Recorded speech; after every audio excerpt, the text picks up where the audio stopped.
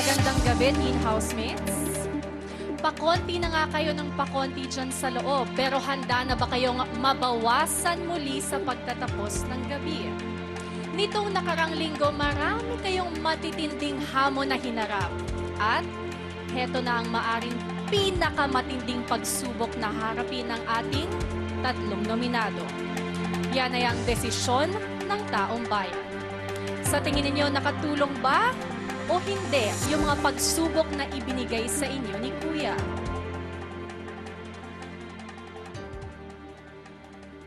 Kisses. Sa tingin mo, nabilib kaya yung sambayanan dun sa pagtulong mo kay Vivery sa nangyaring Ligtas Challenge? O tutulungan at ihahatid ka na ng iyong mga kasama palabas ng bahay? Vivery, sa tingin mo, humanga kaya ang taong bayan sa iyong sipag at tiyaga na ipinakita sa pagtatayo ng Tore ng Domino? O tatayo ka bang taas noo pabalik dito sa outside world? At Yong, nagpakatotoo ka nga ba sa pagkuha ng white flag alang-alang sa iyong pangarap? O magkakatotoo na ba ang kinakatakutan mong mapalabas ngayong gabi? Housemates, heto na ang sinabi ng sambayanan.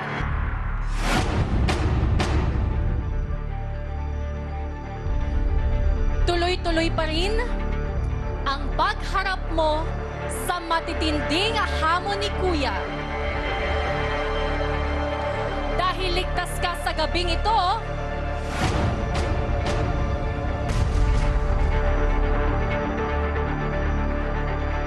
ikaw, kisses!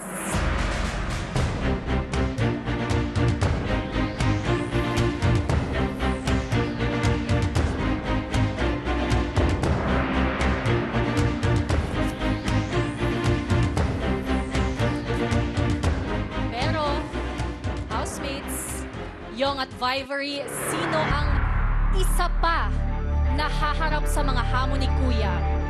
At sino naman ang haharap dito sa challenges sa outside world? Yong at Vivery ang pangalan na aking babanggitin ay ang teen housemate na mananatili pa sa bahay.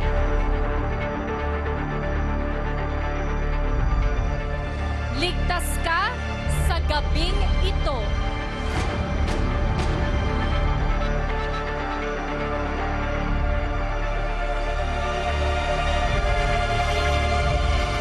Ikaw, Yong.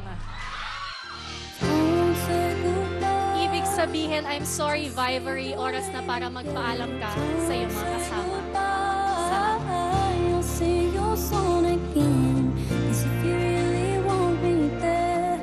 Be there to take your hand.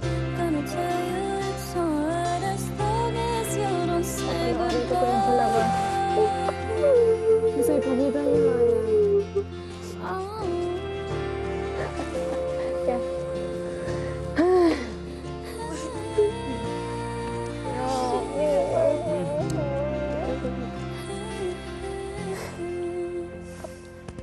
I expect the full album when you come out.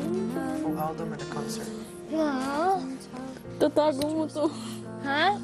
Oo, yung mga damit mo. Patatago dito.